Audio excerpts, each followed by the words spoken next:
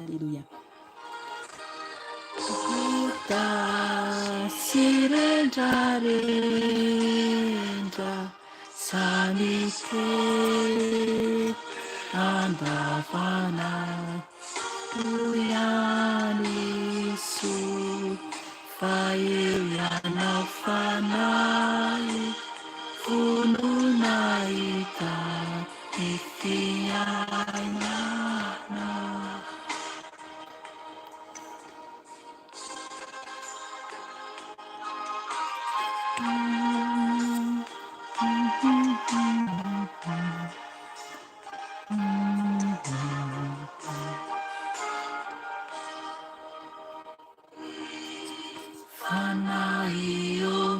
Metesa Bahandrayana Upiana Trau Iaiana Avima Paheresa Atunganai Bauiraka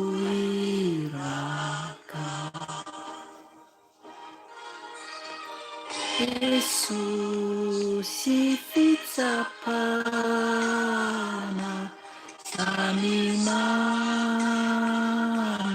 Kigana Damiana Pumafana Eripuvava Yasawana.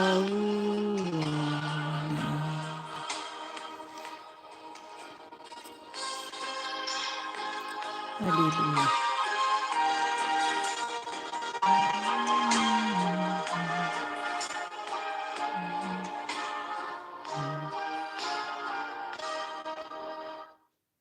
Alléluia, alléluia.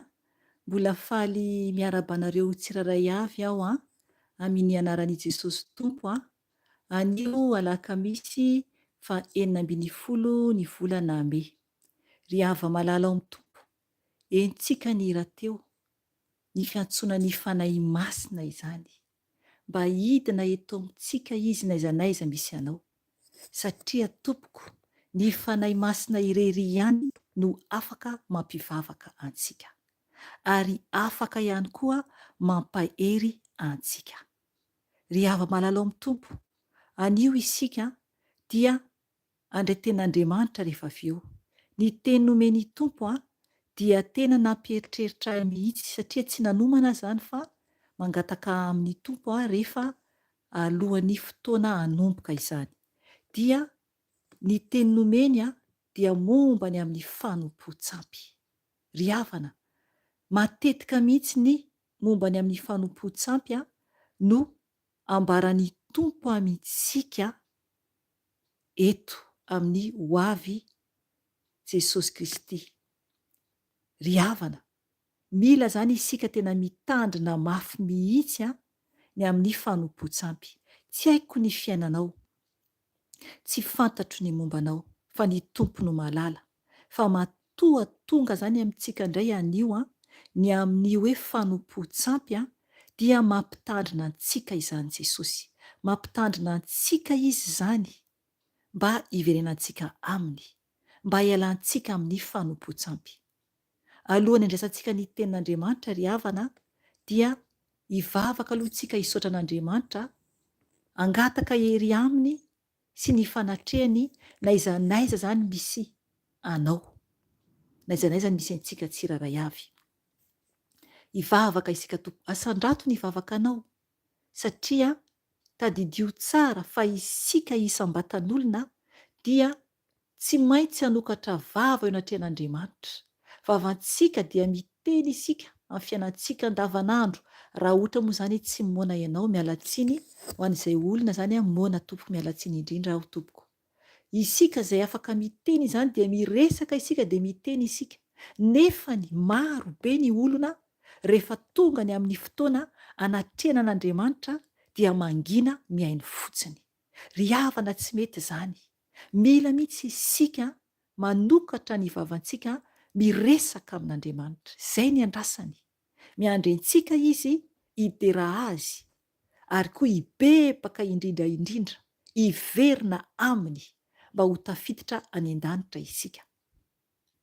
Ry havana ny tanjonay ato amin'ny ho avy Jesosy Kristy tompo mibeba ianao dia ny mba atongavantsika any an-danitra, satria manambara ny fiavian'i Jesosy, manambara ny fiavian'i Jesosy ho avy Jesosy. Tena vonona marina va ianao, efa vonona va ianao.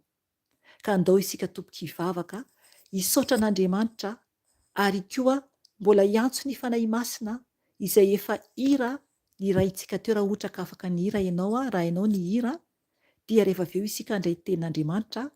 Io tenin'Andriamanitra io lavalava izy io androany, fa tsy maninona zany fa ny tompo no manome ny teny, fa mangataka anao aharitra eo amin'ny tompo, satria raha te hiditra any an-danitra isika dia mila isika maharitra mivavaka, maharitra miaino ny tenin'Andriamanitra, maharitra manatona ny tompo. Amen. Ka hivavaka aloha isika, hitondra ny tenantsika anatrehan'Andriamanitra, hisaotra azy, hidera azy, angataka ny fanatrehany ary hikasika antsika tsiraray avy amin'ny alalan'ny teniny izay ampibebany antsika rehefa avy eo. Hivavaka isika tompoko. Ray mahalala indreto izay misaotra anao, midera anao ray, manaja anao, satria mbola nomenao tombonandro izay ray mahalala ka mbola afaka mivory toy izao, n'aiza n'aiza no misy anay Jesosy io, dia mbola afaka izay miantso ny anaranao amin'izao andro alina mangina izao. Jesosy io, oky ianao idina eto, oky ianao anatrika izao fotoana izao Jesosy, ary oka koa ianao anatrika ny olonao tsiraray avy eran-tany Jesosy. Na oviana na oviana no enoy ny sasany izao video izao Jesosy. Dia oka ianao tompo hiaino ny fibebahany Jesosy rehefa hibebaka izy ao aorian'ny teninao Jesosy izay hozaraina rehefa avy eo. Jesosy malala mangataka ny famindram-ponao izay, mangataka ny fanatrehanao, fanahy masinao midina eto ianao, feno ianao izao fotoana izao, feno ianao izay tsiraray avy, oka izay tena hiaona aminao tokoa, ka sy ho izay fanahy masinao hiova. Ray malala mangataka ny fanatrehanao, mangataka ny fijerevanao anay ray malala satria efa niteny ianao fa tsy mihaino ny mpanota ianao.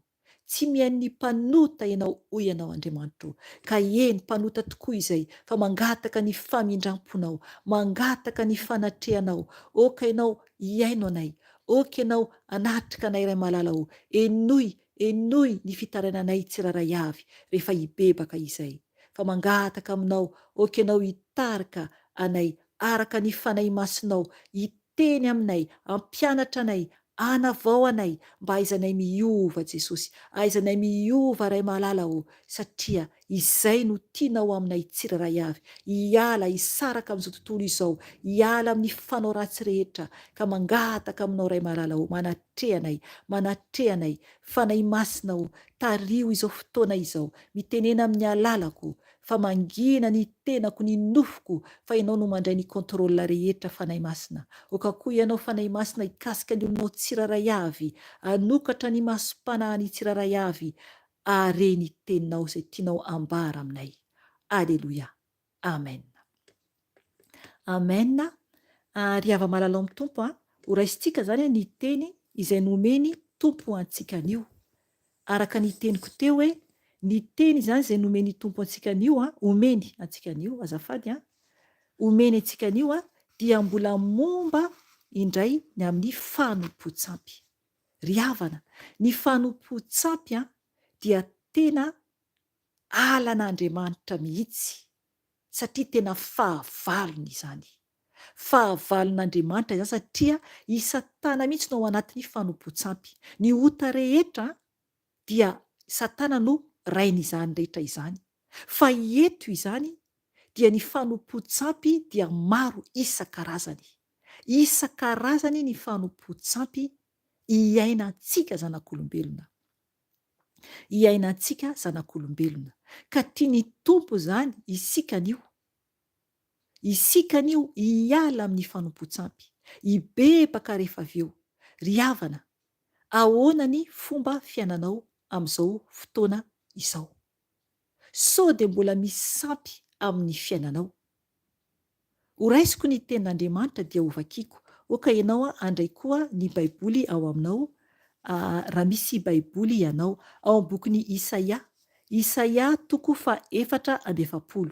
Efa nentiko teto ihany izy io tamin'ny video koa mombany amin'ny nofy angamba na fahitana izay naseho an'ny tompo tamiko na koa fananarana izany, fa horaisitsika zany anio dia ho azavain'ny fanahy masina zany dia hibebaka isika rehefa avy eo, mba hibebahantsika izany.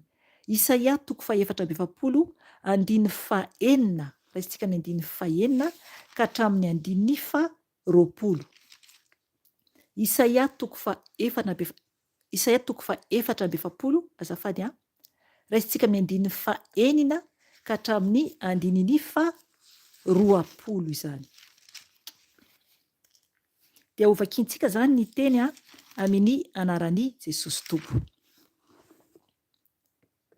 Izao no lazain'ny Tompo mpanjakan'ny Israely, mpanafitra azy, dia Andriamanitra tompon'izao rehetra izao. Izao no voalohany ary izao no farany. Koa tsy misy Andriamanitra afa-tsy izao. Ary iza moa no tahaka ay? Aoka izy hiteny mafy, aoka izy anambara sy andahatra amiko izay niseho. Hatr'izay nampitoerako ny firenena fony fahagola. Ary aoka ambarany koa izay zavatra ho avy sy mbola ho tonga. Aza matahotra na mangovotra ianareo, tsy efa nampandre anareo hatramin'ny fahiny va aho ka nanambara taminareo? Eny, ianareo no vavolombeloko, moa misy Andriamanitra afa-tsy izao va? Tsia, tsy misy vatolampy, tsy mahafantatra aho. Izay mamorona sarin-javatra voasokitra dia zava-poana avokoa, tsy mahasoa akory ny zavatra tiany indrindra. Ireny no vavolombelony, sady tsy mahita ireny no tsy mahalala, koa hitsanga menatra noho izany izy. Iza no namorona Andriamanitra na nanao sarin-javatra voarendrika izay tsy mahasoa akory? Indro homenatra ny namany rehetra, fa ny mpahay tao-zavatra nanao ireny dia olona ihany. Aoka hivory izy rehetra ka handroso, aoka ho raiky tahotra sy homenatra avokoa izy. Ny mpanefy vy dia mandoro ny fiasany, tahaka ny famaky ao anaty vainafo, ary manamboatra azy amin'ny maritoa. Miasa azy amin'ny sandry ny matanjaka izy, nefa nona izy, ka ketraka ny heriny, tsy misotro rano izy ka reraka. Ny mpandrafy dia manenjana ny kofehy sy manamarika azy amin'ny fanoratana, manamboatra azy amin'ny vakona izy, ary manamarika azy amin'ny famorita-paribolana. Mahavita azy ho tahaka ny endrik'olona izy, tahaka ny hatsaran-tarehin'ny olona, dia ampitoerina ao an-trano. Mikapa hazo sedera izy, ary maka hazo kipreso sy hazo oka, izay efa nitombo tany an'ala. Mamboly hazo kesika izy, ka ampaniriany ranon'orana izany. Fanaovany olona kitay izany, ary analany amindroany. Ampirehetiny izany mba hanendasany mofo, sady anaovany Andriamanitra ka hivavahany. Eny, anaovany sarin-javatra voasokitra koa izany ka hiankohofany. Ny atsasany amin'ilay hazo dia dorany amin'ny afo, ka amin'io atsasany io no ahandroany ny hena hohaniny. Manatsatsika hena izy ka voky. Eny, mamindro izy ka miteny hoe, aha, mafana ao izany, nahita afo ao.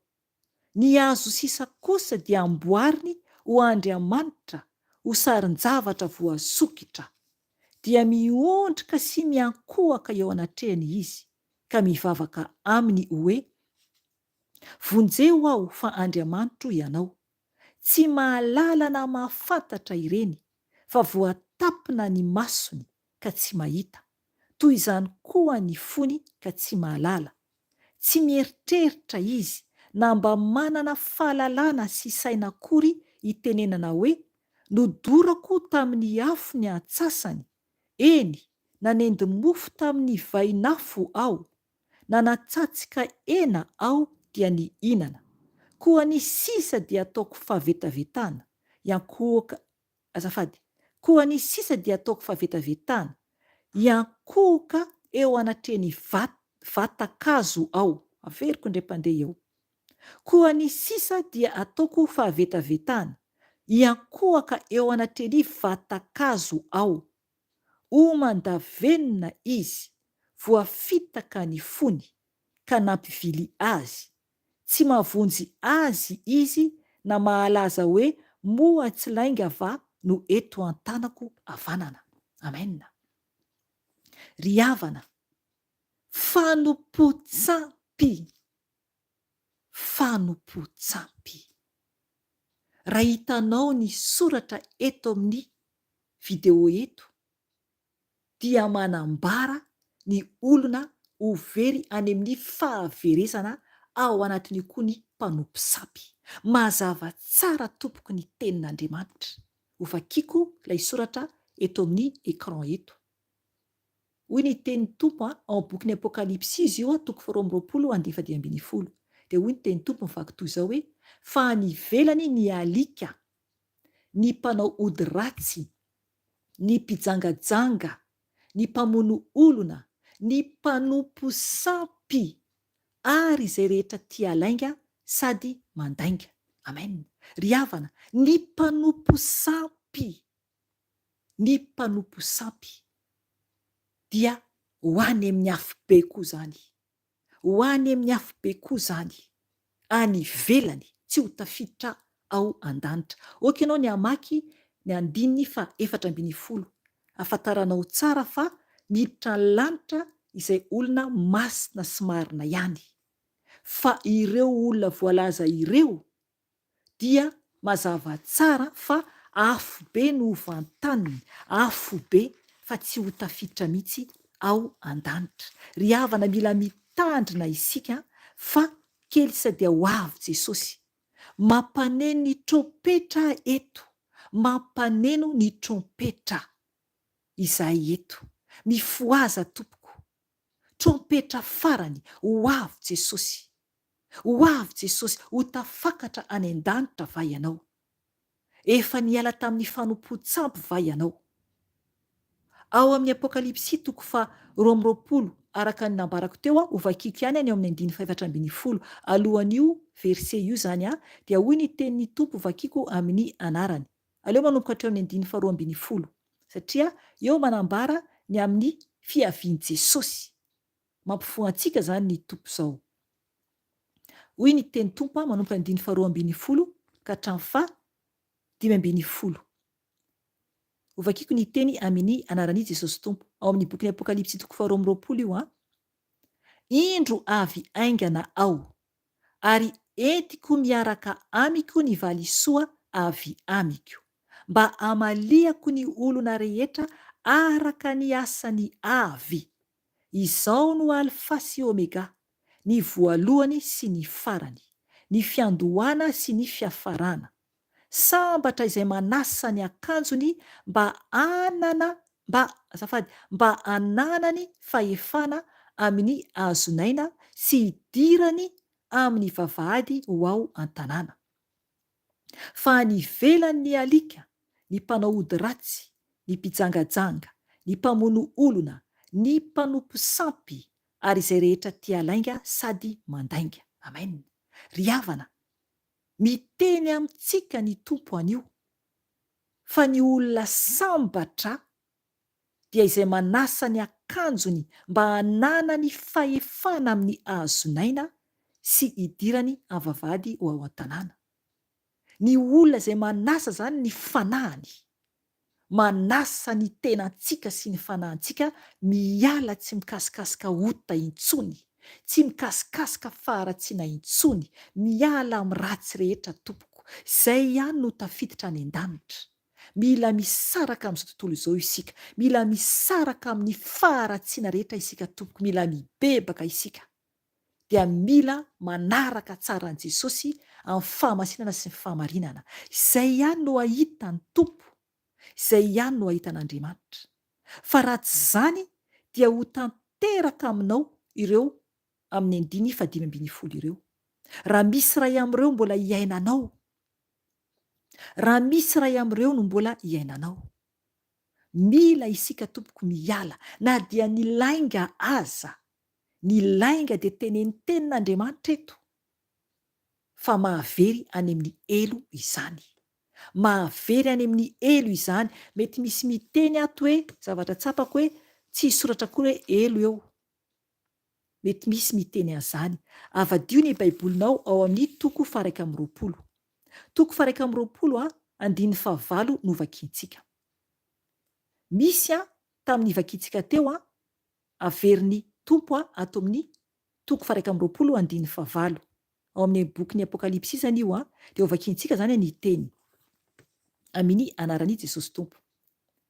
Fa ny osa, ny tsy mino, ny vetaveta, ny mpamono olona, ny mpijangajanga, ny mpanao ody ratsy, ny mpanompo sampy, ary ny mpandainga rehetra dia anana ny anjarany ao anatin'ny farimy rehetra afo sy solifara.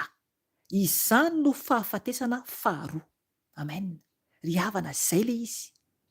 Tena ambarany tenin'Andriamanitra fa anana ny anjarany ao anatin'ny fary mirehitra afo sy solifara. Afo be izany. Afo be izany Tompoko. Afo be izany. Izany no fahafatesana faharoa. Izany hoe, raha olona anankiray amin'izao fotoana izao mbola miaina ao anatin'ny ota, na ray amin'ireo fotsiny ara, na zavatra hafa aza, na ny fitenenana-dratsy fotsiny ara, raha mpiteny ratsy be le olona dia efa ota izany. Satria ny teny ratsy dia isa-tana no rainy fitenenan-dratsy. Ary izy dia ny anarany dia misy an'izany mihitsy any amin'ny atao bokin'ny Apokalipsy ihany koa azafady, aty ihany koa zany no ahitantsika an'izany. Misy anarana fitenenan-dratsy ny amin'ny Satana.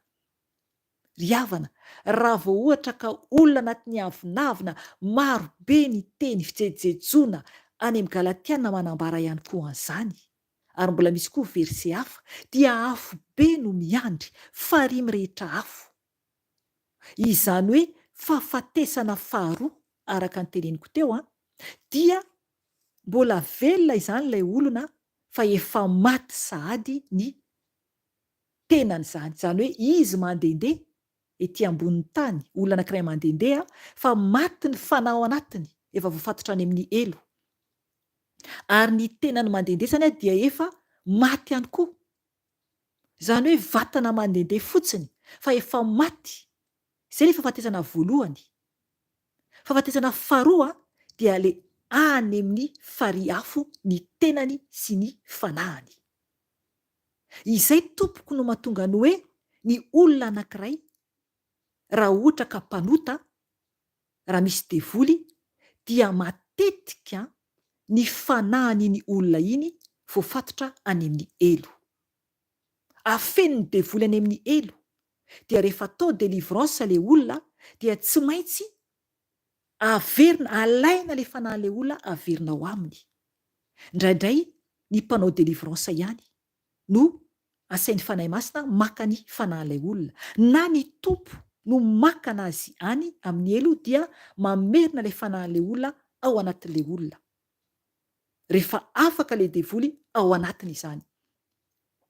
Matetika ny olona tena hitoeran'ny Satana, na hitoeran'ny Belzeboba, na koa Losifera, na koa zany devoly hafa, dia any mifatotra any amin'ny elo mihitsy ny fanahiny le olona. Fa tsy maintsy afahana aloha le olona izay vao alaina any ny fanahiny averina ao aminy. Eo ihany koa na fanahin Jezebela ary ny ao anatin'le olona na zava-vavindrano dia mitovy avokoa izany. Ry havana tsy mivazivazy amintsika anie Satana e. Ka tokony isika tena atahotra mafy an'Andriamanitra, ary tokony isika tena hoe hibebaka hiala amin'ny ratsy rehetra, hiala amin'ny ratsy rehetra. Ry havana, zany farihy afo izany dia manambara mihitsy ny tenin'Andriamanitra fa hoe ny devoly zany no any. Ao amin'ny toko 20, ato amin'ny Apokalipsy ihany afaka vadikanao fotsiny ny baibolinao dia amin'ny 10:10. Tokony tsy ho antsika mihitsy angeny ihany. Tsika tokony tsy ho any mihitsy. Tokony tsy ho any zanak'olombelona mihitsy. Andriamanitra tsy nanao an'io mihitsy ho any zanak'olombelona, fa isika mihitsy no maditra. Isika no mafy-loha, nefa mbola mamindra fo ny tompo amin'izao, mbola afaka mibebaka isika. Mbola afaka mibebaka isika miverina amin'ny tompo. Dia mbola misy ny fotoana. Repentance, miverena tompoko amin'i Jesosy. Hoy ny teny tompo ato amin'ny toko 20:10. Hovakiako amin'ny anaran'i Jesosy tompo.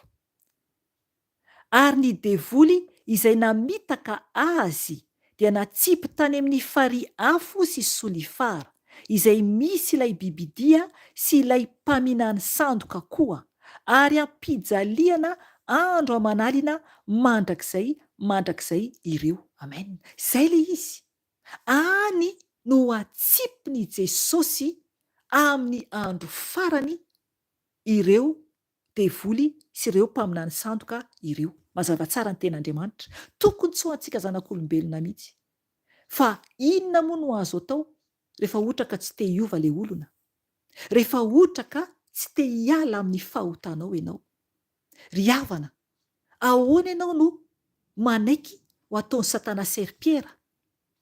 Ahoana no manaiky ho hitsakitsahany? Ry havana, miala, mitsokady mbola misy ny fotoana, fa tiantsika ny tompo ho avy eny ny tompo. Tokony ny lanitra no itoerantsika, fa tsy any amin'ny afobe. Iverina isika ao amin'ny bokin'i Isaia, andraisantsika ilay teny nomeny fanahy masina zany. Le teny teo koa moa zany nomeny fanahy masina satria arakaraky ny androsoa ny teny dia izy no manome teny eo ampovoany dia tanterana ny baikon'ny tompo. Satria mpiasa kely sy bitika eo anatrehan'i Jesosy aho, ary faly ampifaliana anatrehan'ny tompo no anaovako ny asany, ary ho voninahitry Jesosy irery ihany izao asany izao, satria izy no mamonjy fanahy, izy no miasa ka tsy misy ny asakana izany. Horaisintsika ny eo amin'ny Isaia teo le novakiantsika eo amin'ny toko 420 hovakiantsika manomboka eo 9:9 zany dia hijanona isika arak'izay tia ny fanahy masina hijanonana izany. Vakiantsika zany ny teny. Hoy ny teny tompo hovakiako dia mijanontsika arak'izay sitrapon'ny fanahy masina. Hoy ny teny Tompo vakiako amin'ny anarany. 9 Isaia 4:7. Izao no lazain'ny Tompo mpanjakan'ny Israely mpanafitra azy. Dia Andriamanitra tompon'izao rehetra izao. Izao no voalohany ary izao no farany. Koa tsy misy Andriamanitra afa-tsy izao. Amen. Ajanoko hatreo aloha. Eto zany Andriamanitra dia miteny izy. Izy Tompo, izy Jesosy, izy fanahy masina ilay telo fa iray. Izy zany dia miteny fa izy no mpanjaka ny Israely. Mpanjaka izany dia lehibe izany. Lehibe dia lehibe izany atao hoe mpanjaka izany. Izy zany no mpanjaka ny Israely. Mpanafitra azy hoy izy. Ny Israely amin'izao vaninandro izao dia fantatsika tsara fa tsy le anarana foko intsony, fa isam-batan'olona izay ao amin'i Jesosy. Izay ao amin'i Jesosy, izay tena ao amin'i Jesosy izany no atao hoe Israely eo anatren'Andriamanitra izany. Izay nanaraka ny baikon'i Jesosy. Averiko indray fa izay nandray an' Jesosy ho tompo sy mpamonjy ny fiainany, ny bebaka, ary mino fa Jesosy no Kristy zanak'Andriamanitra, tonga hamonjy antsika, ary atao batisa amin'ny rano be. Izay no baikon'i Jesosy, satria izay no lalany. Amen. Dia avy eo ataon'ny Tompo batisa ny fanahy masina. Dia avy eo mankatoa azy tsara, manaraka tsara ny sitrapon'i Jesosy irery ihany. Tsy manao kolikoly intsony, tsy manao zavatra ratsy intsony, fa mandeha araka ny fahamasinana sy ny fahamarinana. Tsy mangala tety, tsy mangala bola, tsy mamitakolona, tsy miavonavona, tsy mizaozao, tsy mirehare, fa manetry tena. Tsy mpanaraka lamody, tsy tia izao tontolo izao, tsy tia izao tontolo izao. Fa raha tia izao tontolo izao dia tsy any Tompo izany. Tsy any Tompo izany raha tia izao tontolo izao. Lanitra no tokony ho tiavintsika. Amen. Izay zany no ambaranten'Andriamanitra eto hoe izy izany hoy izy no mpanjakan'ny Israely, mpanafitra azy. Dia Andriamanitra tompon'izao rehetra izao. Izao no voalohany ary izao no farany. Koa tsy misy Andriamanitra afa-tsy izao. Hoy Andriamanitra. Hoy Andriamanitra. Izy rery ihany zany no Andriamanitra. Mahasaro-piaro an'Andriamanitra mihitsy ny amin'ny fanompontsampy. Ny amin'ny fanompontsampy. 7. Ary iza moa no tahaka ahy? Aoka izy teny mafy. Aoka izy anambara sy andahatra amiko izay niseho. Hatr'izay nampitoerako ny firenena fony fahagola. Ary aoka ambarany koa izay zavatra ho avy sy mbola ho tonga. Amen. Najanoko hatreo aloha. Eto zany Andriamanitra dia miteny aminao. Raha mpanompo sampy ianao. Raha mpanompo sampy ianao, na koa tsy mino an'Andriamanitra ianao, dia miteny zany ny Tompo eto, satria mitsangana ho fahavalo mantsy raha ohatra ka manompo sampy. Ny sampy ho hitantsika eo rehefa mamaky isika dia mazava tsara fa sary voasokitra, ary ny olona mivavaka amin'izany. Ry havana maro isan-karazany izy ireny, maro isan-karazany. Ny sary voasokitra dia misy isan-karazany. Misy manao ohatran'ireny Boda ireny, misy manao hoe Maria, misy manao hoe Jesosy, ary hatramina lakroa hoe io Jesosy. Ry havana ahoana ny Tompo no atao an'izany? Tsy zavatra kely foana zavatry ny tany anie no anivaivan'olona an' Jesosy toy izany. Tsy mety, tsy mety. Eo ihany koa ny hoe chapelet. Ino no isaina? Ino no isaina amin'ny tanana sa hoe ivavahana? Ry havana dia hoe masina zao, ry havana mibeba tompoko. Maro ny fanompontsampy isan-karazany. Maro dia maro. Maro koa ny ty zavatry ny tany tiana lavitra noho ny tompo. Matoa miteny hoe ny amin'ny statut sy amin'ny chapelet na ohatr'izany tsy miteny fiangonana akory, fa ny tenin'Andriamanitra dia manambara tsara eto rehefa tonga amin'ny andiny izay tsika fa miankohaka mivavaka amin'ny sary voasokitra. Ny tenin'ny tompo no manambara fa tsy izao akory no hoe mamorona, tsy maintsy miteny satria tiany tompo hovonjena ianao raha mbola ao anatin'izany. Mitrakà mijery ny lanitra, mijery ny tompo, fa aza mijery ny zavatra izay nahariany no hariany, izay nasainy isika no mikarakara ny rehetrarehetra, anaovantsika izay tiantsika atao, andrahoana sakafo, ary koa ambolena dia hohanina ny anana sy ohatr'izany, fa tsy haiko hoe tapahana kakazo dia amboarina dia iny anankiray iny ivavahanao. Ry havana zava-doza, maro zanak'Israely no maty. Oka isika tsy anisan'olona jamba, ampahirato ny masonao. Aza manaraka olona fotsiny tompoko. Miantso anao Jesosy anio, miantso anao Jesosy anio, miantso anao Jesosy anio. Eto izany ny tompo dia miteny hoe, 7, ary iza moa no tahaka ahy, aoka izy teny mafy, aoka izy anambara sy andahatra amiko izay niseho. Ry havana, Andriamanitra ihany no mahalala zavatra niseho, satria izy no nahary izao rehetra izao. Izy no nahary izao rehetra izao. Ahoana moa no heveran'ny olona hoe antany maty, na koa hoe hivavaka amin'ny statut na hoe antany dadarabe? Ahoana ny alalan'ny devoly sy satana zavatra lasa? Andriamanitra nahary izao rehetra izao. Izy no nahary izao rehetra izao. Hatrany am-piandohana dia izy no nisiny izao rehetra hitantsika na ny tsy hita aza. Izy irery ihany no mahalala anatin'ny sainy tsiraray avy.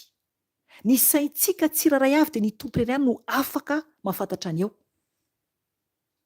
Ny saintsika. Satana tsy manana droit mahafantatra anatin'ny saintsika.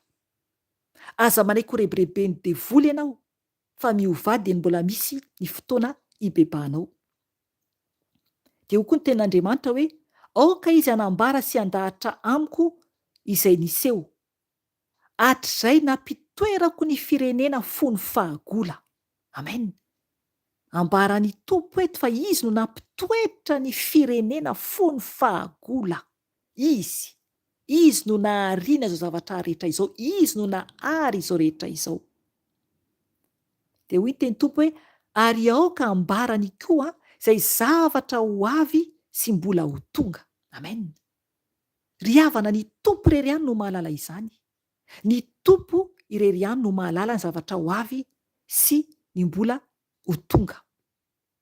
Ny fanahin'ny tompo, oka ho vakianao any amin'ny Jaona 9:10. Ny fanahy masina. Ny fanahy masina no ampafantatra antsika, miteny amintsika ny zavatra izay miafina tian'Andriamanitra ho ambara amintsika. Raha ohatra moa ka hoe mpaminany ianao izany. Ry havana, ny tompo mampafantatra antsika. Izy mampitandrina antsika izany. Izy irery ihany no mahalala. Izy irery ihany no mahalala. Na ny andro ahafatesantsika izany, izy irery ihany no mahalala. Aza manaiky ho rebrebeny fahavalo tompoko, mitandrema tompoko, fa tiantsika ny tompo. Ny zavatra lasa ary asehony amintsika rehefa tena ao aminy isika.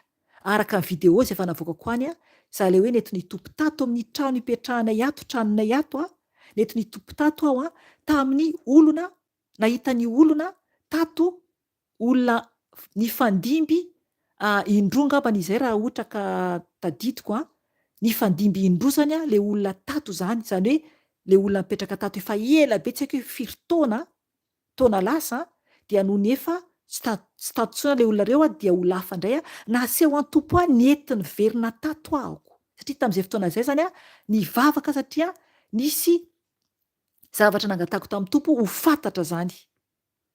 Dia nety ny tompo tato izany ny alina tanatin'ny nofy. Ny fanahiko moa izany. ny fanahiko dia hitako mihitsy ny zavatra anseho tato. Ry havana, zay le tompo Andriamanitra antsika izay. Izy le Andriamanitra efatra amin'ny fahagola. Izy no tompony izao rehetra izao. Izy no mampiseho, izy no mampahalala. Izy rery ihany no antony isiantsika toy izao. Amen. Ary izy rery ihany koa no mpanavotra. Izy rery ihany. Andininy fahavalo. Aza matahotra na mangovotra ianareo, tsy efa nampandrehanareo hatramin'ny fahiny va aho, nanambara taminareo. Eny, ianareo no vahavolombeloko. Moa misy Andriamanitra afa-tsy izao va? Tsia, tsy misy vatolampy, tsy mahafantatra aho. Amen. Mety version hafa ny any amin'ny baibolinao. Ry havana, Andriamanitra izany dia miteny aminao anio. Raha vonona ianao hiova fo, raha mbola tsy ao amin'ny tompo ianao. Miteny aminao zany ny tompo. Aza matahotra ianao. Aza matahotra fa miverena aminy izany. Miverena aminy fa izy dia lehibe lavitra noho ny Andriamanitra tomponao. Tsy haiko hoe iza no tomponao ankoatran'Andriamanitra. Fa izy Andriamanitra irery ihany, ilay vatolampy, izy io Jesosy io. Izy Jesosy vatolampy. Izy ilay taminy fotoanany zanak'Israely tany amin'ny tany maina. Ry havana, izy ilay vatolampy. Jesosy irery ihany afaka hianterantsika. Ka tokony miverina amin'ny tompo isika. Izy ilay ho avy eny amin'ny raha oalanitra. Ho avy izy aka izay efa niomana ihany. Toizantsika ny tenin'Andriamanitra. Andininy fahasivy. Mangataka aminao aho, tena hiaino tsara zany aho eto manomboka amin'ny andininy fahasivy eto. Raha mpanompo sampy ianao, raha mivavaka amin'ny statut ianao, mangataka aminao aho hamaky mihitsy ara ny baibolinao. Satria misy anatin'ny baiboly eny tompoko izany. Misy izany. Oka hanokatra baiboly ianao mba tsy ho voafitaka. Mba tsy ho voafitaka. Andininy fahasivy. Isaia 4:20. Hoy ny teny tompo hovakiako amin'ny anarany. Izay mamorona sarin-javatra voasokitra dia zava-poana avokoa. Tsy mahasoa akory ny zavatra tiany indrindra. Ireny no vahavolombelony. Sady tsy mahita ireny no tsy mahalala. Koa hitsanga menatra noho izany izy. Amen. Ajanoko hatreo aloha. Ry havana, zava-doza izany. Zava-doza izany. Mazava tsara ny tenin'Andriamanitra tompoko. Fa izay mamorona sarin-javatra voasokitra dia zava-poana avokoa. Ary tsy mahasoa akory ny zavatra tiany indrindra. Ireny no vahavolombelony. Sady tsy mahita ireny no tsy mahalala. Ry havana, jambany vatakazo va hiteny. Vatakazo va hahita. Ny devolo no miditra ao mamitaka anao. Na pisik'idy ianao, na vatokely ny ampiasainao, na kakazo ny ampiasainao, na tolapaty ny ampiasainao, na tandrok'omby ny ampiasainao, dia ny devolo no miditra ao. Ny devolo no miditra ao tompoko, ka mibeba ry tompoko. Mibeba fa miteny aminao ny tompo anio mba hibebahanao. Miverena aminy dia mbola misy ny fotoana. Raha mivavaka amin'ny maty ianao dia ny devolo no mamaly anao. Sy zavatra raraka anao amin'ny fasana, hoe omenao ny havanao dia ny devolo no falifaly mandindihy mijery anao. Ny famadihana dia tsy ankasitran'Andriamanitra izany. Ny maty dia tsy manana valim-pity intsony. Tsy manana valim-pity intsony. Any amin'ny boky mpitoriteny manambara an'izany. Ry havana, mila mitandrina tompoko, mila mifoha. Jamba ny olombelona. Jamba ajambain'ny fahavalo. Mifoaza tompoko. Mifoaza tompo fa miantso anao Jesosy anio. Tianao ny tompo. Tianao ny tompo. Ry havana, hoy ny tenin'Andriamanitra, fantatsika tsara. Ny tenin'Andriamanitra dia manambara ao amin'ny bokyny Osea fa hoy ny tenin'ny Tompo amintsika: ringana ny oloko izy, ringana ny oloko ny Tompo. Inona no mahatonga ny olon'Andriamanitra no ringana? Inona no mahatonga antsika ringana, tompoko? Dia noho ny tsy finoantsika an'Andriamanitra, ny tsy finoantsika an'Andriamanitra. Ry havana, maninona no tsy mety mino an'Andriamanitra ny olona? Raha ohatra mbola anatin'izany ianao, inona no andrasanao? Afo be va tompoko?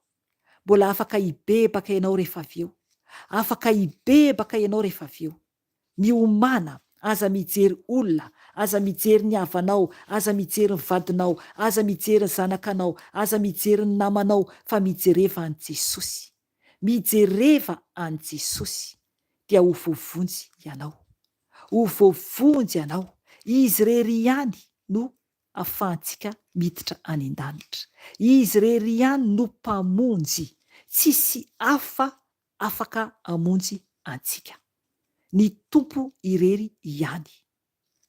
Ry havana, mandalo anie ity ambony ity tany ity, mandalo ity tany iainantsika ity. Ka raha ohatra ka mbola ao anatin'ny fanompo-tsampy ianao, ka te hisaraka amin'ny sampy, aza matahotra manary ny sampinao, fa tsy mahery no Andriamanitra. Ataovy amin'ny anaran'i Jesosy. Amin'ny anaran'i Jesosy anaovanao an'izany, afatotranao amin'ny rahan'i Jesosy, dia arianao amin'ny anaran'i Jesosy. Fa ny Tompo no hiasa aminao rehefa tena vonona ianao anao izany.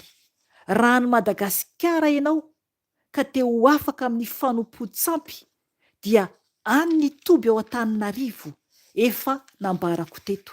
Efa tonga any ireo mpanompon'Andriamanitra, sasany efa vonona no ny asan'Andriamanitra. Afaka ianao mikontakte an'izy ireo, afaka ianao miantso an'izy ireo. Fa ny ataonao tompoko dia mametraka mesazy, satria indraindray tsy hitan'zareo zany ny appel. Afaka mandefa SMS ianao, dia miantso anao ry zareo. Na te hiala ianao amin'ny fanompo-tsampy, te hiala ianao amin'izay fatotra mahazo anao, dia afaka ianao mikontakte an'izy ireo, manoratra amin'izy ireo.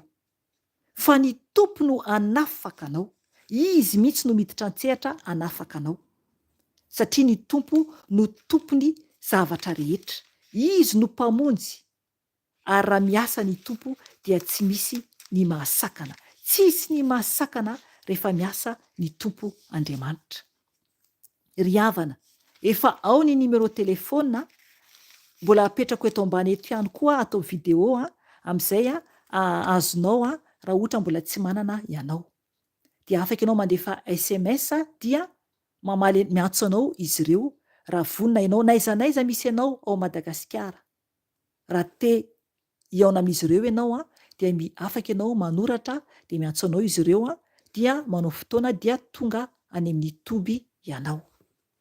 Hoy ny teny Tompo amin'ny bokyny Osea 4:4-5: ringana ny oloko noho ny tsy fisiany fahalalana.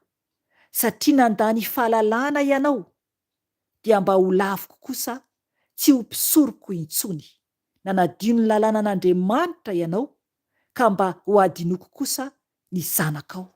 Amen. Ry havana, raha manataranaka ianao, dia tena ho adinon'Andriamanitra hatramin'ny zanakanao, ny amin'ny fanompo-tsampy izany, ny amin'ny fiainana maloto izay ataonao zany, dia ho adinon'Andriamanitra izany.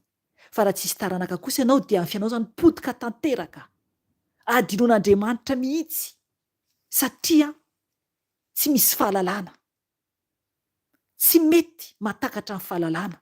Tokony mitady, tokony mamaky teny, ny tenin'Andriamanitra izany, mba hampahirata ny Tompo ny masom-panahinao. Ry havana, mahereza zazakivy fa mifoaza, mifoaza. Toizantsika ny tenin'Andriamanitra. Eo amin'ny 10 zao isika. Ny farany amin'ny tapany fasivy teo dia hoy hoe, koa hitsanga menatra noho izany izy. Ho afa-baraka zany, ny olona mpanompo sampy. Hitsanga menatra hoy ny tompo eto. Hitsanga menatra noho izany, noho ny fanompo-tsampy zany noho ilay sary zavatra voasokotra. Andiny 10. Vakiantsika io amin'ny anaran'i Jesosy Tompo. Iza no namorona Andriamanitra na nanao sarin-javatra voarendrika izay tsy mahasoa akory. Toizako ihany ny teny indro menatra ny namany rehetra, fa ny pahitao zavatra nanao ireny dia olona ihany. Aoka hivory izy rehetra ka handroso, aoka ho raiky tahotra sy ho menatra avokoa izy. Amen. Ry havana, ho afa-baraka, ho afa-baraka. Mahita ianao hoe tsara be ilay statut, tsara be, vidiana lafo be, vola lanina amina statut, na paozina inona na paozina inona io. Dia lany vola amin'iny nefa ny vola tokony homena ho an'ny mahantra, ampitafiana ny tsy manan-kitafy, anomezana sakafo ny mahantra, dia vidiana tapa-kazo, dia apetraka ao an-trano, dia hivavahana, na apetraka amin'ny fiangonana, dia hivavahana, andolehana, dia naterana voninkazo, ry havana zava-doza, repentance, repentance. Eto ny tenin'Andriamanitra dia manambara hoe izay namorona Andriamanitra, akely ny ambarany eto. Izay namorona, azafady, iza no namorona Andriamanitra, akely no ambarany eto. Iza no namorona Andriamanitra na nanao sarin-javatra voarendrika izay tsy mahasoa akory, tsy mahasoa akory. Indro menatra ny namany rehetra, ho menatra hoy ny tenin'Andriamanitra. Fa ny pahitao zavatra nanao ireny dia olona ihany. Olona ihany zany no nanao ireny, ary izay mihitsy ny olona mpanao tao zavatra no maka kakazo, hitantsika tsara ireny, dia manamboatra an'ireny sarina olona, na sarina biby, na sarina ondry, na sarina inona io, dia heverin'olona hoe iny lasa Andriamanitra. Ry havana, tena fanompo-tsampy maharikoriko, maharikoriko ry havana. Ohatrany hoe na ny latabatranao an-trano ary mitovy amin'ilay kakazo na statut ihany, na ny sezanao ara. Ohatran'ny olona mandoalika amina seza, mandaloka amin'ny vatan-kazo, mandoalika eny amorona hazo, mandoalika anaty kitay. Ry havana, zany anie, satria kakazo mitovy ihany ny andrahoan-tsakafo sy ny vavahan'ny olona, fa atao sarin'olona fotsiny. Hoenao tenin'Andriamanitra rehefa avy eo, hoenao tenin'Andriamanitra rehefa avy eo. Na azy io, natao amin'ny simon io, rehefa ohatra ka hoe tonga ny oram-be, dia i statut amin'ny simon iny ohatra lasa le loko, ny tany miverina tany, vovoka verina vovoka. Ry havana, mibeba ry tompoko, mibeba. Dia ho veren'ny afo be ve ny fanahinao amin'ny fanompo-tsampy toy izany? Nefa mazava tsara ny tenin'Andriamanitra eto. 10. Indro menatra ny namany rehetra, fa ny pahitao zavatra nanao ireny dia olona ihany. Aoka hivory izy rehetra ka handroso, aoka ho raiky tahotra sy ho menatra avokoa izy. Ry havana, mahalala menatra, satria rehefa tonga anatreny tompo ianao dia afo be no vantaninao. Mazava tsara ny tao bokin'ny Apokalipsy teo novakiantsika teo. Andriamanitra tsy azontsika vazivaziana, tsy afaka hanokatra varavarana ho an'ny mpanompo sampy mihitsy ny tompo. Mazava tsara ny teniny, mazava tsara ny tenin'Andriamanitra.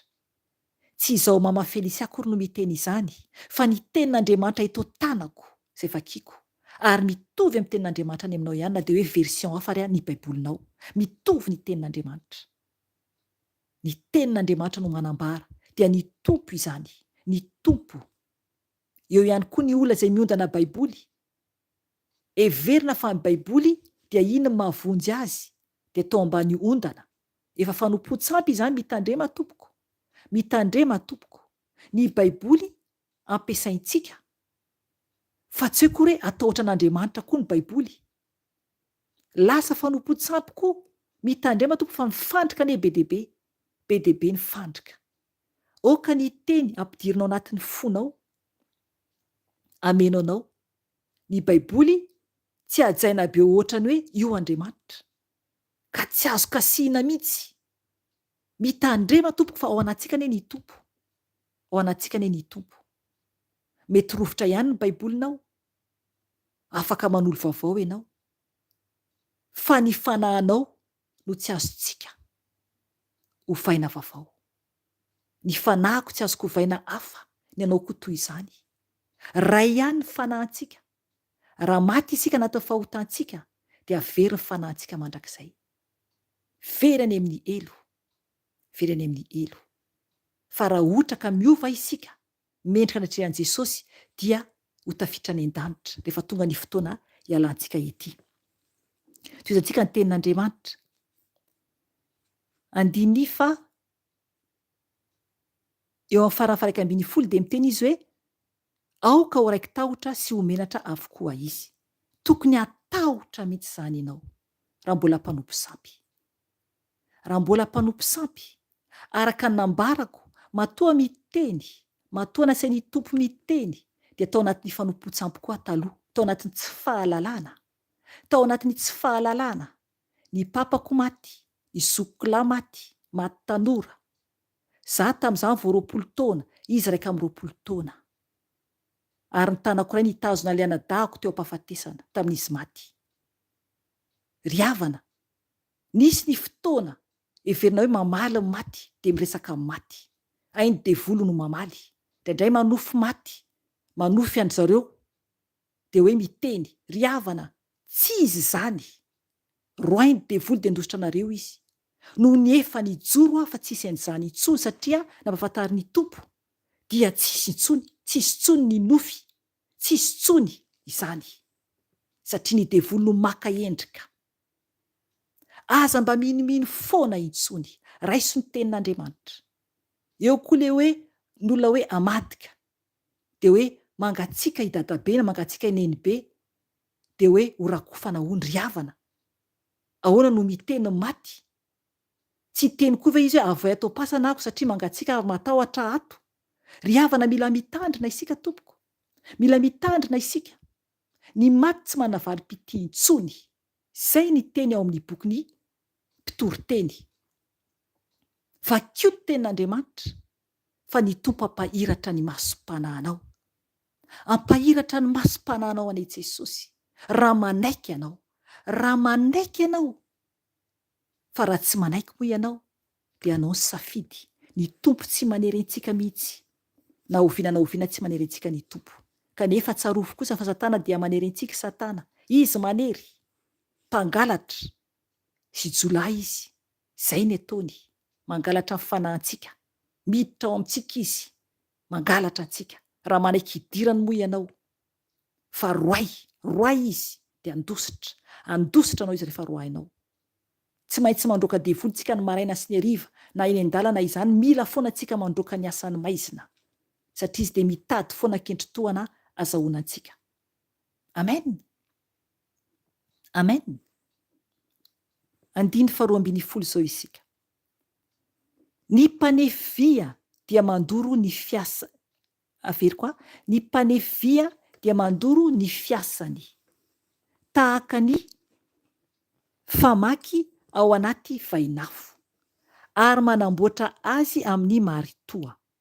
Miasa azy amin'ny sandriny matanjaka izy, nefa noana izy, ka ketraka ny heriny. Tsy misotro rano izy ka reraka. Ny mpandrafitra dia manenjana ny kofehy sy manamarika azy amin'ny fanoratana. Manamboatra azy amin'ny vakona izy, ary manamarika azy amin'ny fanorita-paribolana. Mahavita azy ho tahaka ny endrik'olona izy, tahaka ny hatsara-tarehin'olona, mba ampitoerina ao an-trano. Atsaniko hatreo aloha. Amen. Eto zany ny tompo dia mampafantatra antsika hoe ny mpanefy zany Fantatsika tsara ny mpanefy fa ny mpanefy ozy izy dia mandoro ny mandoro ny fiasany tahaka ny famaky ao anaty vainafo. Hitantsika ireny dorany zany iny ohatrany hoe iny lohana viny anaovany an'le ohatra hoe statut amboariny zany. Zany no fataony mpanefy zany. Ary manamboatra azy amin'ny marito, kapokapohany amin'iny le izy, miasa azy amin'ny sandriny matanjaka izy. Zany fataony mpanefy. Nefa naona izy ka ketraka ny heriny, tsy misotro rano izy ka reraka. Zany mpanefy. Raisy tsara le tenin'Andriamanitra de hidina ihany tsika. Ny mpandrafitra dia manenjana ny kofehy raha mahita mpandrafitra isika. Na ohatra na ianao raha hoe mpandrafitra koa na mpanefy koa ianao ohatra, mety izay ny asanao koa ato raha mihaino ianao de na koa ianao hoe mpanao koa ianao sarin-javatra voasokotra zany mety izay koa ny asanao. De eto zany ny tompotompo dia miteny aminao. Raha ohatra ianao manao sarin-javatra voasokotra ka manao sarina statut mombana fivavahana, hoe hivavaka amin'iny mibeba tompoko, atsaharo amin'ny anaran'i Jesosy fa hitsaranao ny tompo, hitsaranao ny tompo ary zava-doza no anjoanao tompoko.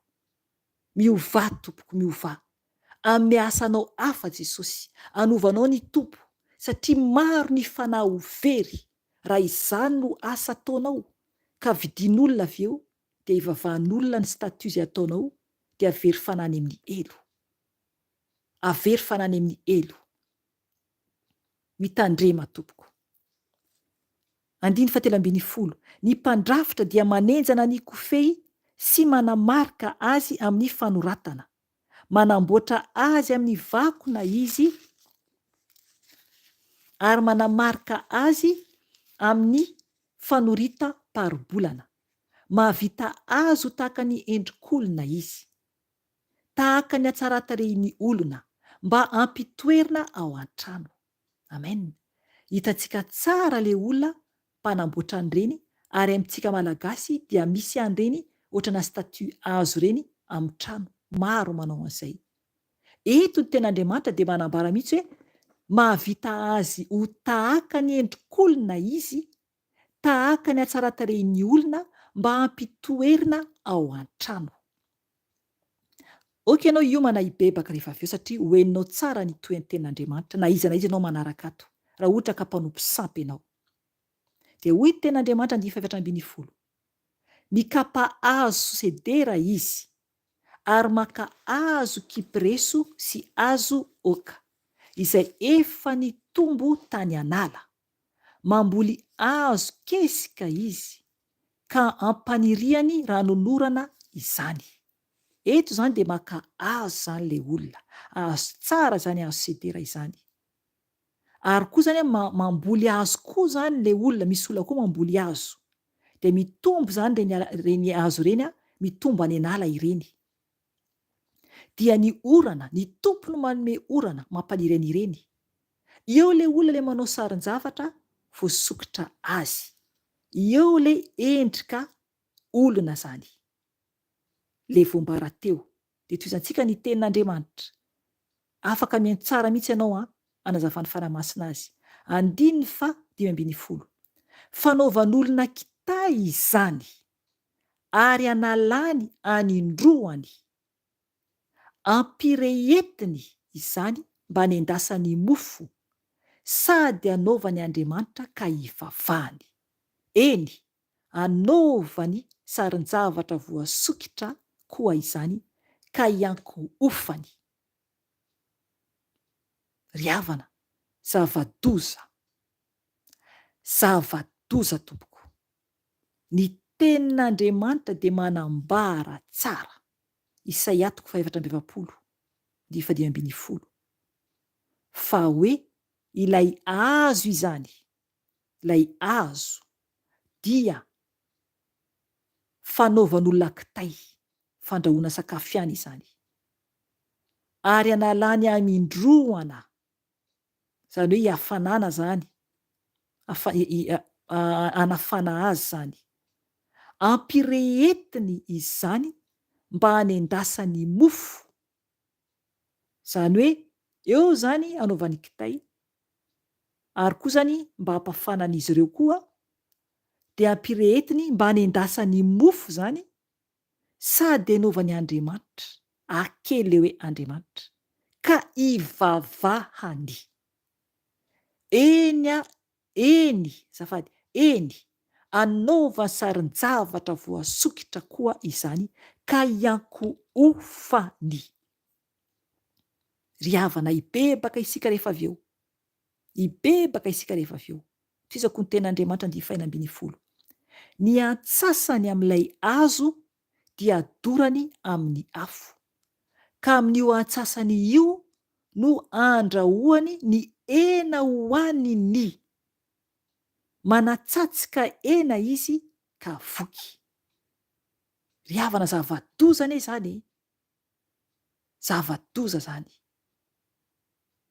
Iny azo anaovany kitay iny ihany izay mampafanan'izy ireo, ary koa iny ihany koa no anendasany mofo, iny ihany koa no anaovany Andriamanitra kely ivavahany sy ankohofany, ataony sarin-javatra voasokitra, ary iny ihany koa ny antsasany iny dia adorany amin'ny afo, andrahony ny hena hohaniny. Manatsatsika hena izy ka voky. Eny, mamindro izy ka miteny hoe aha, mafana ao izany, nahita afo aho. Ry havana, zava-doza izany. Tia ny tompo iverina aminy ianao rampanompo sampy.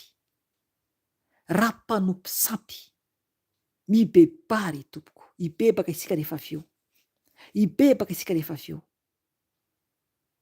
Raha mbola tsy nare ity teny ity ianao ka tsapanao fa anio ny tompo miantso anao, na amin'ny andro izay hahenonao azy, dia mibebà ry tompoko, mibebà fa Andriamanitra tsy azontsika vazivaziana fa izay afafintsika no hojinjaintsika. 15. Ny hazo sisa kosa dia amboariny ho Andriamanitra, ho sarin-javatra voasokitra, dia miondrika sy miankohoka eo anatrehany izy ka mivavaka aminy hoe vonjeo aho fa Andriamanitro ianao. Ry havana, iza no mpanao izany? Iza no mpanao izany? Iza no miondrika sy miankohaka eo anatrehany sarin-javatra voasokitra izay namboarina ho Andriamanitra kely, ho Andriamanitra kely, ary miteny avy eo hoe, mivavaka zany izy miteny hoe vonjeo aho fa Andriamanitro ianao. Ry havana, vatakazo anie zany, vatakazo anie, ka ahoana no hivavaka amin'izany ianao? Ahoana no hivavaka vatakazo ianao?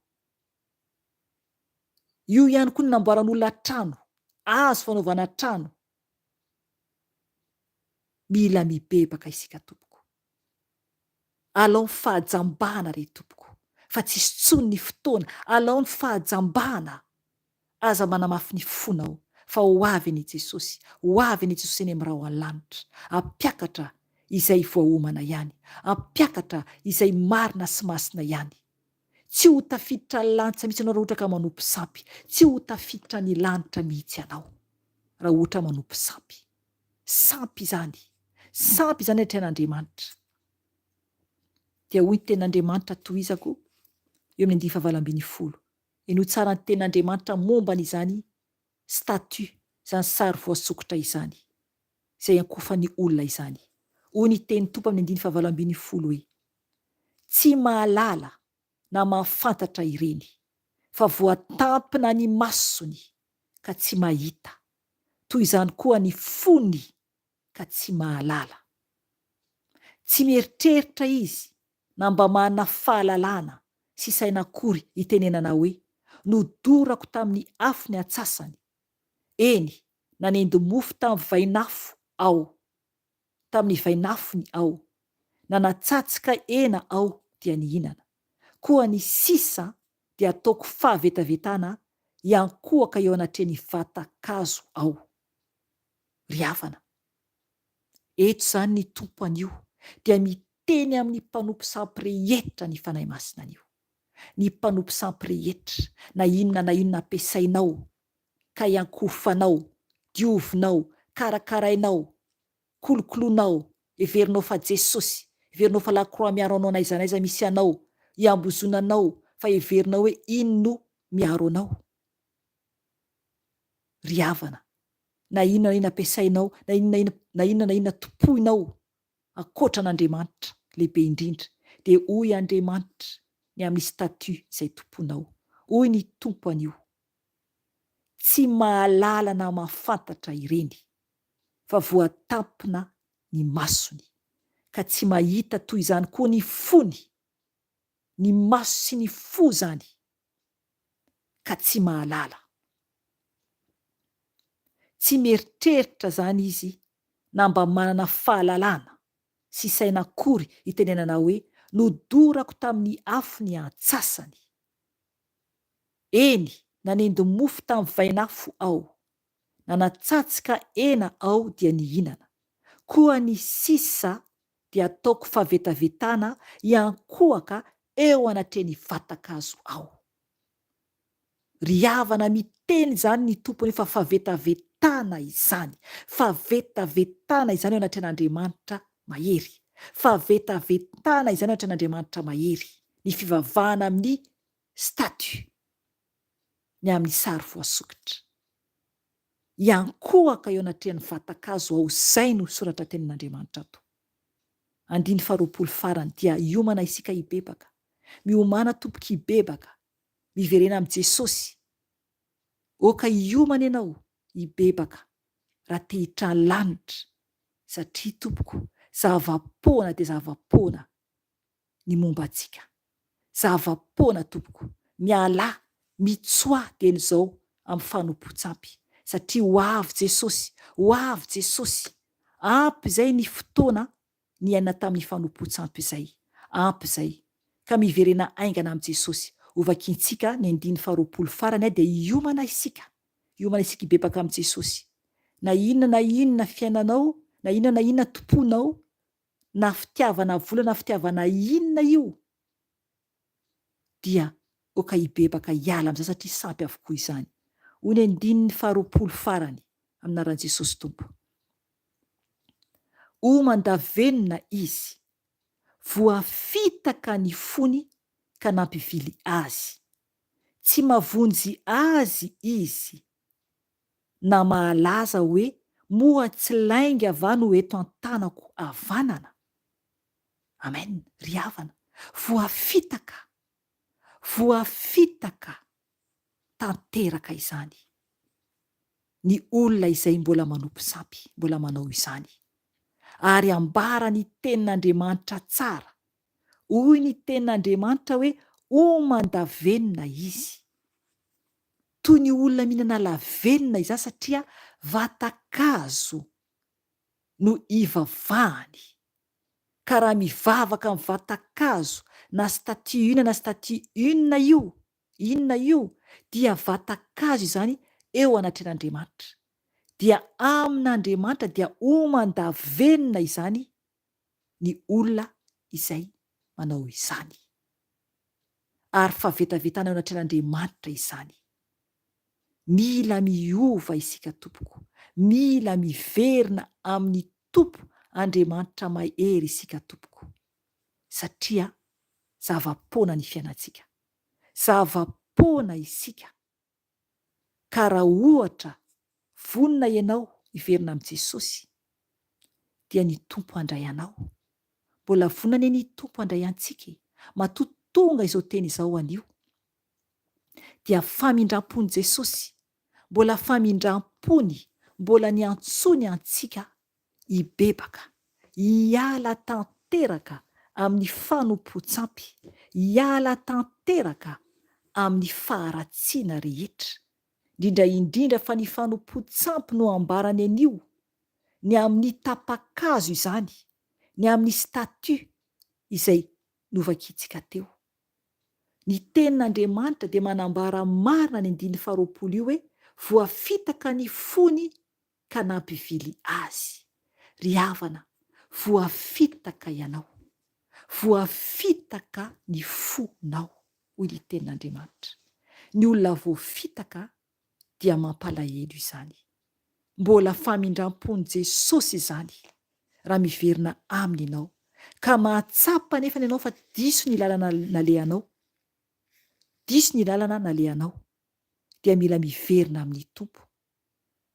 Satria ny tenin'Andriamanitra dia manambara hoe tsy mahavonjy azy izy, na mahalaza hoe moa tsy lainga va no eto an-tanako havanana.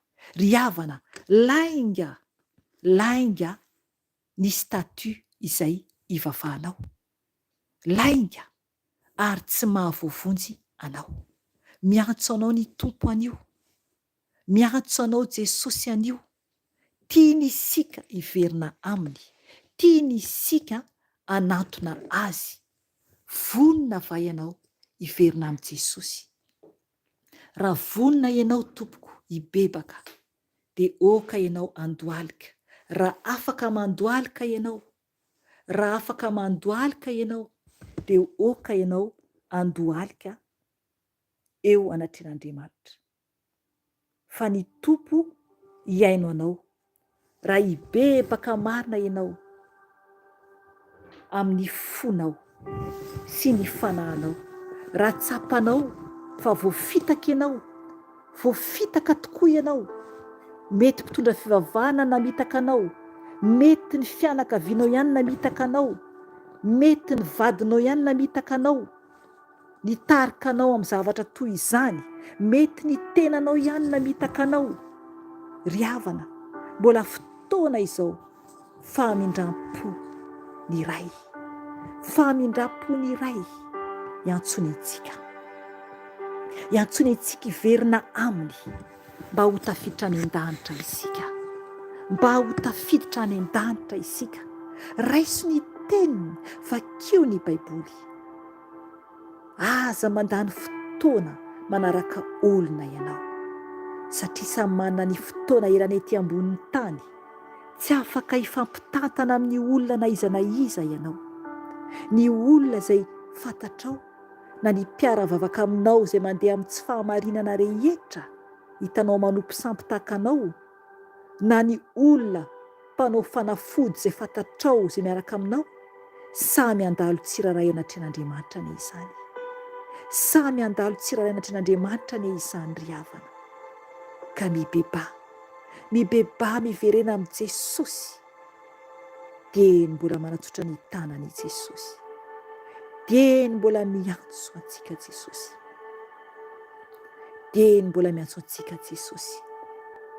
Ho avy ny fitsarana, ho avy ny fitsarana anadina anao ny Tompo, anadina ay ny Tompo. Sao dia mbola misy Andriamanitra kely amin'ny fiainanao, sao dia mbola misy Andriamanitra kely amin'ny fiainanao. Ka ho anisany tahaka ny ao amin'ny bokin'ny Apokalipsy, ho veriny amin'ny farihy afo sy solofara, satria tsy nakatoan'i Jesosy, satria nijangajanga, nanompo sampy, nandainga, ary osa vetaveta. Ry havana, miantso anao ny Tompo anio, mibebaka isika Tompo, hamarana antsika ny fotoana, dia ny farantsika misaotra an'Andriamanitra, ny amin'ny fitiavany antsika, nafantsika ny vory toy izao. Bebaka isika eto amin'i Jesosy ny tenanao, eto amin'ny Tompony mombanao. Fa ianao izy raha tena mibebaka marina amin'ny fotorotoro sy ny fanahy mangorakoraka ianao, dia tsy ho ataon'Andriamanitra tsinotsinona izany. Jesosy, ndreto izay Jesosy, miantso anao izay Yeshua, miantso anao izay Yeshua Hamasià, ianao ilay Andriamanitra, ianao ilay tsara indrindra ray, ianao ilay tianay, ianao ilay namindra fo taminay ary mbola mamindra fo foana ianao aminay zanak'olombelona na dia tsy mendrika aza izay. Jesosy io, reo Jesosy ny vahoakanao, naiza naiza Jesosy ianao no mahita azy Jesosy, izay afaka mandoalika tompo dia mandoalika izay Jesosy, mandoalika izay Jesosy eo anaty seza fiandriananao Jesosy, mamindra fo amin'ireo izay tsy afaka mandoalika koa Jesosy. Tompo, mifona Jesosy ny amin'ny tsy fankatoavana ianao Jesosy, maditra izay zanak'olombelona Jesosy io, ratsy izay, ratsy izay Jesosy, mpanompo sampy avokoa, mpanompo sampy avokoa Jesosy io, samy manana ny sampony Jesosy ny zanak'olombelona, ka miteny ianao Tompo fa ringana ny olonao noho ny tsy fisian'ny fahalalana ho ianao. Jesosy io, mamindra fo aminay, mamela ny elokay Jesosy, izay mibebaka aminao Tompo, saraka amin'ny sampy Jesosy dia mamela azy ianao raha hiala amin'ny fanompo-tsampiny izy Jesosy.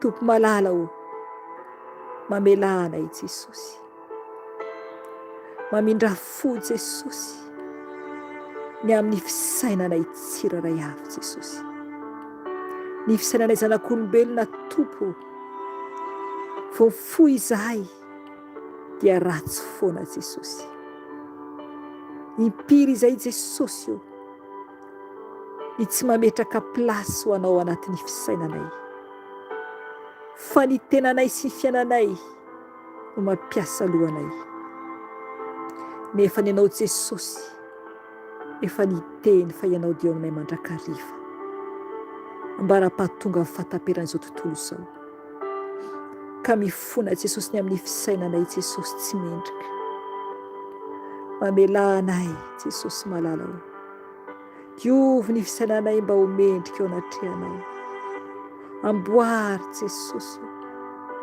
mba hisaina ny lanitra izay, hisaina ny an-danitra izay Tompo, ka hisaina mandrakariva antsina no odinay Jesosy, any aminao Jesosy ho fahasambaranay, ho any aminao Jesosy ho tanjonay Jesosy, sasao amin'ny ranao précieux ny sainay, ny fisainanay tsirairay avy Jesosy. Tompo malala o, ireo izay mbola mihevitra, ireo mbola misaina ny amin'ny fanompo-tsampy, diovy ny sain'izy ireo Jesosy, diovy Tompo ny sain'izy ireo Jesosy malala o, izay mibebaka aminao, mamindra fo Jesosy, diovy ny masonay tsirairay avy Jesosy,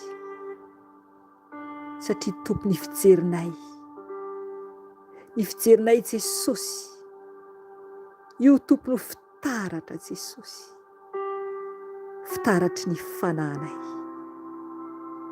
diovy Jesosy ny masonay tsirairay avy, mba hadio, satria avy ao anatin'ny fo no mivoaka amin'ny fijery Jesosy, diovy Jesosy ny fijerinay, isam-batan'olona Jesosy, mba hadio Jesosy, mba hadio Jesosy, mangataka aminao Tompo, mangataka aminao Jesosy,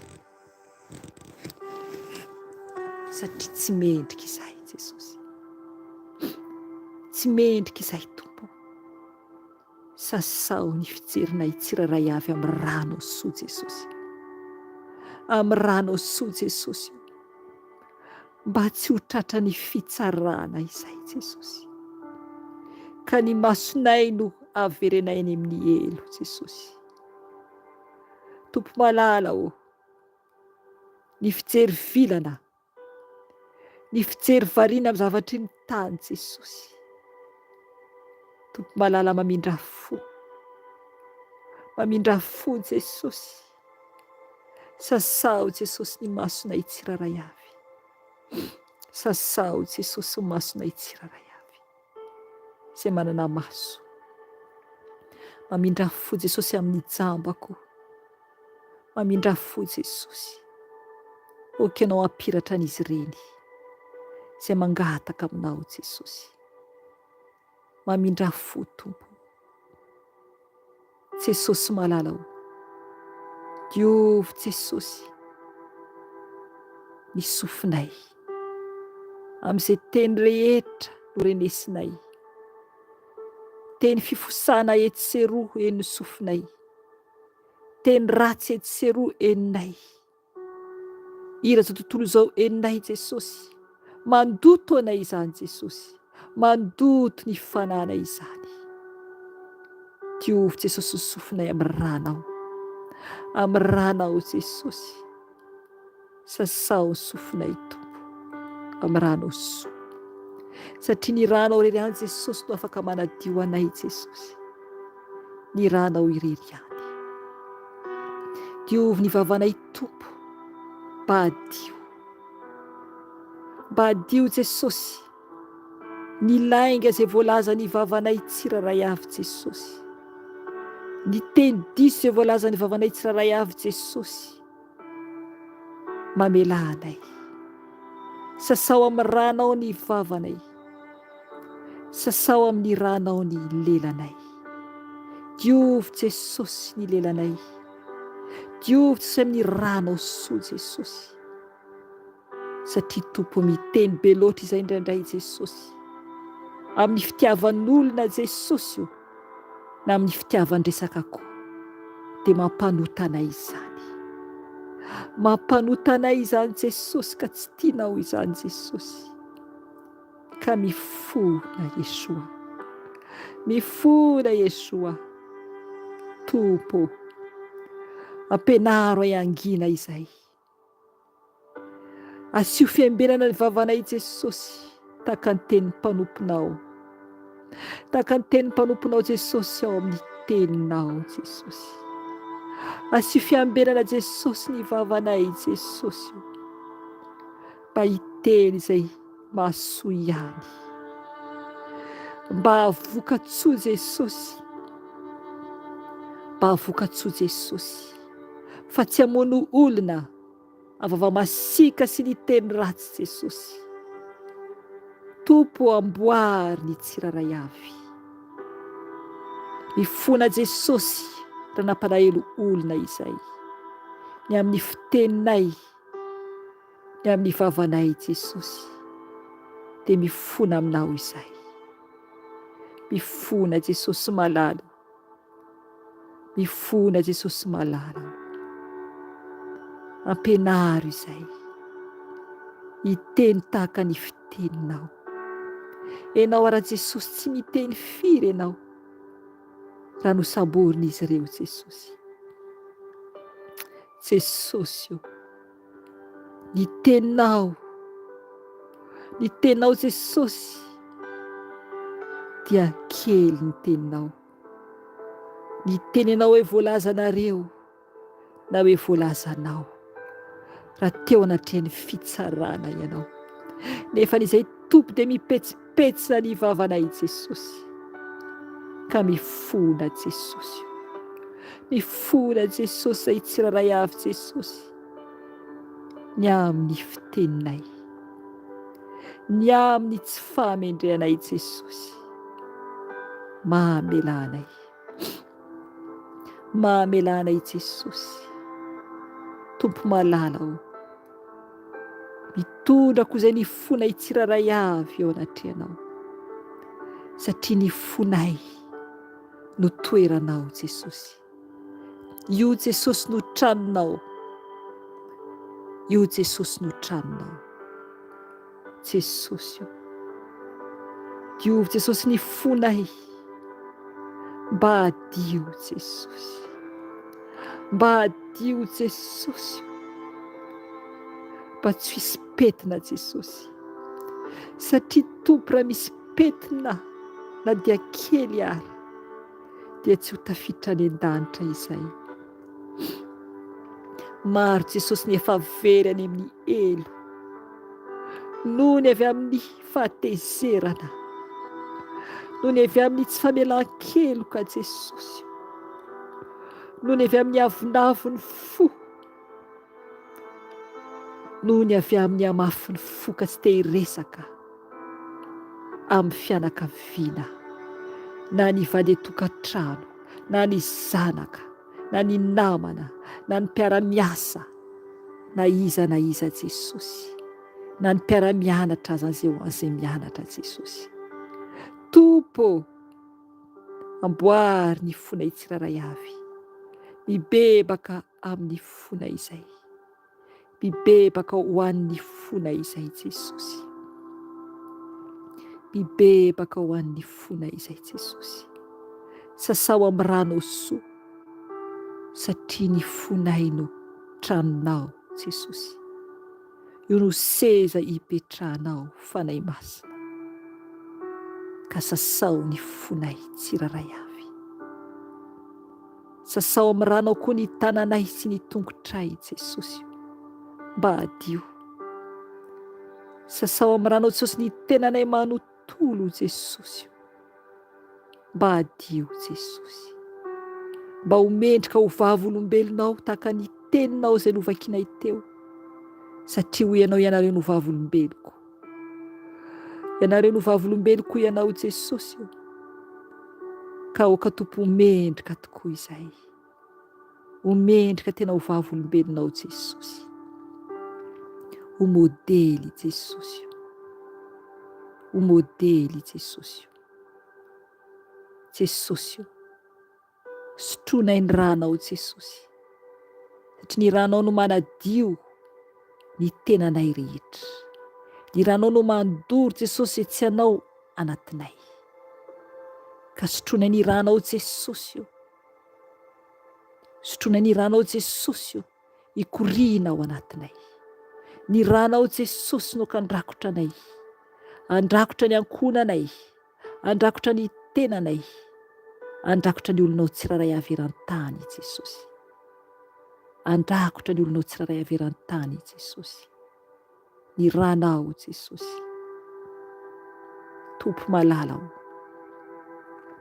mangataka ny fanahy masinao, ka ny fanahinao Tompo ameno anay, feno ianao izay fanahy masina iray, feno ianao izay, feno ianao izay fanahy masina, okenao anasitrana ny aretina rehetra izay misy aminay, ianao no mpanasitrana fanahy masina, ny afinao no ka nanadio anay, anafaka ny aretina rehetra ho an'izay marary, okenao anasitrana anay fanahy masina. Okenao Tompo ny ranao andrakotra ny ankonanay tsiraray avy, ny tokantranonay tsiraray avy, naiza naiza misy anay Tompo, ka ny ranao andrakotra nay tsiraray avy. Misaotra anao Ray malala ny amin'izao fotoanan'io izao, misaotra ny amin'ny teninao satria mbola afaka nibebaka izay, nitondra ny tenanay teo anatrehanao, nitondra ny mombanay teo anatrehanao Jesosy, anao ny dera ray, anao ny haja, anao ny voninahitra, mankalaza anao feno izahay Ray malala, manaja anao izay Ray malala satria mendrika hajaina ianao, ianao ilay Andriamanitra masina indrindra, tompon'izao rehetra izao, araka ny teninao hatrany amin'ny fahagola ianao, hatramin'ny fahagola no nisinao Ray io, ianao ilay Adonai, El Shaddai, ianao ilay Yeshua Hamasiah, ianao irery no Andriamanitra, ianao ilay fanahy masina hatrany am-piandohany izao rehetra izao,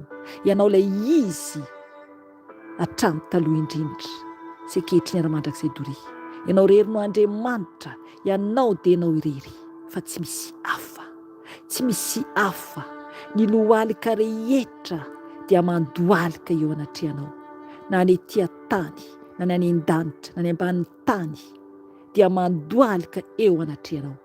Tsisy Andriamanitra hafa ray, ianao rery no Andriamanitra. Ka misaotra anao izay ray, misaotra mbola nomezanao fotoana nahafahanay mivavaka toy izao, ahafahanay mivavaka toy izao satria maro Tompo ny tsy afaka intsony. Mivavaka ho an'izy ireny izay ny olona eran-tany izay anatin'ny fijaliana tsy afaka mivavaka satria anatin'ny persécution, tsy afaka na dia anao vidéo hivavaka toy izao ara Jesosy io, fa miafina ary marina ny mpigadrana Jesosy, marina ny mpigadrana Jesosy ny amin'ny tany anatin'ny persécution Jesosy. Mamindra fo Jesosy amin'ireny zanakao ireny Jesosy, mamindra fo Jesosy. Tompo malala ho, misaotra anao izay. Izay rehetra nibebaka teto Jesosy na iza Tompo, dia okanao Jesosy tsy hanadino azy. Okanao Jesosy andefa ny anjelinao Tompo hijery anay tsiraray avy. Arovy Jesosy io, arovy izay zanakao eran-tany.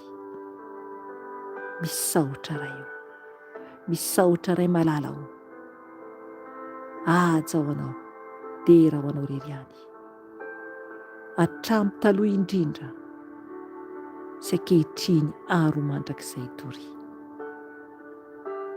Amen. Alleluia. Rehefa malala amin'ny Tompo, izay ny fotoanantsika anio, dia mahereza Tompoko fa tiantsika Jesosy, mamina isika ary tiany ho voavonjy avokoa ho tafiditra ny an-danitra. Raha sitrapony Tompo dia amin'ny herin'ny anitsika mbola mivavaka eto indray, raha mbola tsy tonga ny Tompo, raha mbola tsy tonga ny Tompo na mbola tsy miala eto ndray amintsika tsiraray avy. Amin'ny asabotsy moa ny fotoam-bavaka manomboka 7 ora alina zany direkta dia manasanao izay ary hivavaka aminay satria ny Tompo dia mila antsika manantona anazy mba ahafahantsika hiditra any an-danitra. Izay raha Tompoko va dia veloma daholo ny anaran'i Jesosy Tompo. Amen. Mahereza Tompoko.